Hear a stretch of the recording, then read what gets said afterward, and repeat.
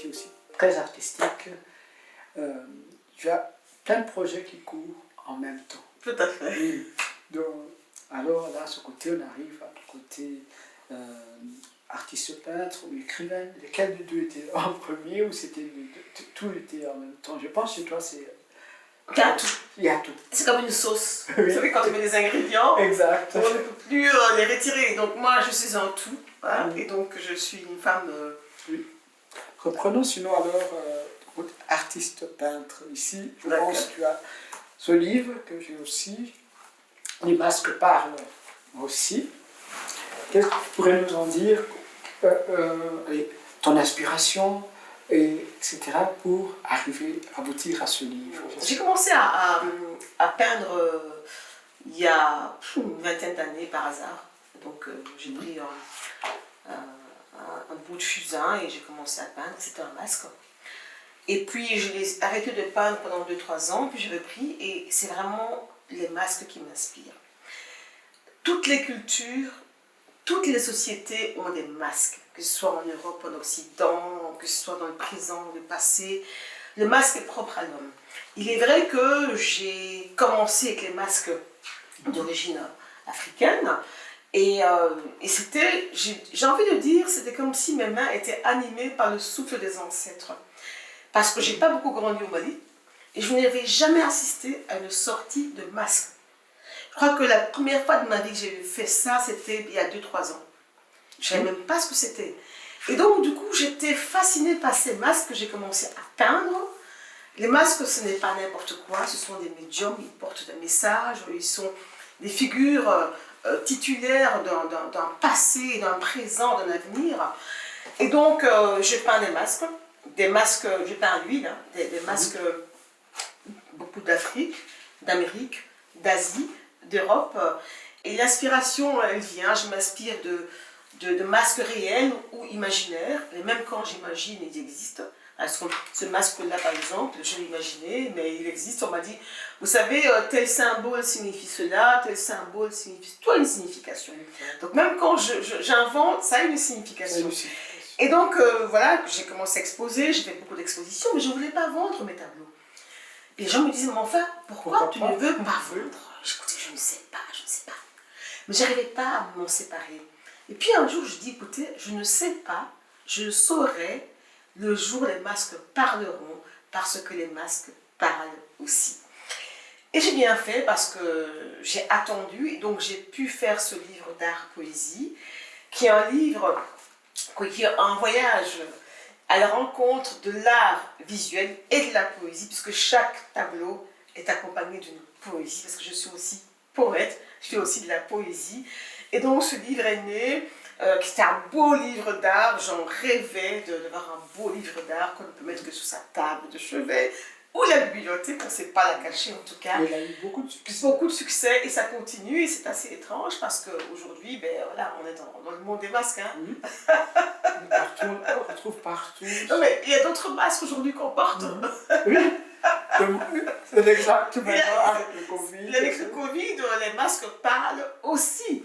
Et donc, c'est vrai que maintenant, depuis 1 an ou 2, j'ai décidé de me mettre vraiment dans le monde de l'art et de vendre mes tableaux. Et donc aujourd'hui, il y a beaucoup de personnes qui sont en train d'avoir un retour aux sources, une recherche identitaire. On est dans une logique où on est très proche de soi, et donc on est vrai.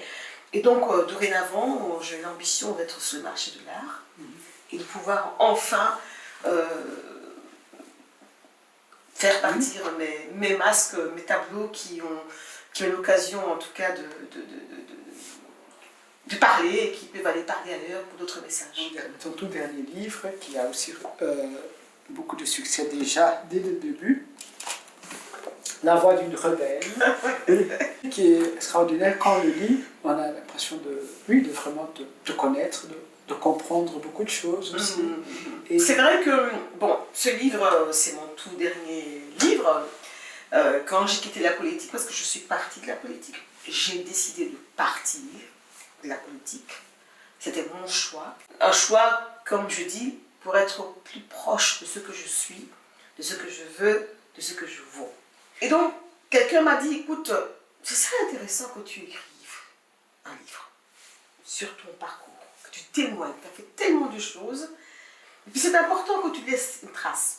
Et dans ce livre-là, La Voix d'une rebelle, c'est un livre qui explique des rues de Bamako, en passant par le militantisme jusqu'au Parlement bruxellois, la voix d'une femme qui s'est battue pour être debout et qui explique les combats qu'elle a menés au Parlement bruxellois, les thématiques qu'elle a menées, les petites victoires qu'elle a menées, les petits coups bas qu'elle a reçus, parce que la politique est un monde très violent, il y a une grande violence psychologique qui vient de partout. Et donc, je voulais montrer vraiment ce que c'est, ce parcours-là. Et aussi, parce que vous savez, tout passe, hein, les gens oublient beaucoup de choses. Et s'il y a bien une chose qui manque, qui a beaucoup manqué dans notre continent africain, nos racines, c'est l'écrit. L'écrit, les traces qu'on laisse. D'ailleurs, on dit toujours, d'après Amadou Hampâté-Bâ, chaque vieillard qui meurt en Afrique est une bibliothèque qui brûle. Et donc, laisser des traces, c'est laisser un témoin pour les générations futures. Parce que moi, j'estime que je suis une génération qui est venue ici étudier, qui est restée, et que de combats ont été menés. Et aujourd'hui, il y a des jeunes qui sont nés et grandis ici, qui sont confrontés au même combat, mais qui ont parfois l'impression qu'ils ont tout inventé. qui s'oublient qu'il y a avant eux tout un chemin qui a été balisé par d'autres. Pour qu'ils puissent en arriver. Voilà. Et il ne faut jamais oublier ça. Et donc moi, je voulais donc laisser ma petite trace, et puis parce que pour moi, l'écriture est une arme de construction massive, et je voulais aussi apporter ma contribution, et je voulais aussi montrer que tout est possible. Être, comme disent aujourd'hui beaucoup de jeunes, aussi un modèle, inspiré, dire qu'on peut résister, qu'on peut être debout. Et surtout, ce livre est un plaidoyer pour la liberté, pour la dignité, pour le pouvoir de dire non. Dire non quand ça ne va pas, être debout, c'est fondamental. Moi, je préfère mourir debout que vivre à genoux. Et donc, c'est aussi ça, c'est dire non. Et ça, c'est important aujourd'hui de le dire, quoi. C'est un très beau message vraiment pour les générations futures. Et puis les gens s'imaginent qu'ils oublient parfois que quand quelqu'un est arrivé à un endroit, il a dû traverser tellement d'obstacles, tellement de difficultés. Les gens mettent souvent en avant que ce qui va bien. Mais ils ne disent pas, vous savez, il y a plein de choses qui n'allaient pas. Mais l'échec n'est jamais l'échec. L'échec, c'est une pierre qu'on met devant toi, non pas pour t'arrêter, mais pour grimper dessus, pour voir plus loin. Et donc, chaque fois qu'il y a quelque chose qui est un obstacle, c'est qu'il y a autre chose qui t'attend. Et c'est un espoir positif, un message que je vais lancer. Je n'ai jamais regretté d'avoir eu une pierre devant moi. Je ne l'ai pas contournée, je me suis mise dessus, j'ai regardé, et j'ai attendu, et j'ai vu, et j'ai attrapé la chance. Merci.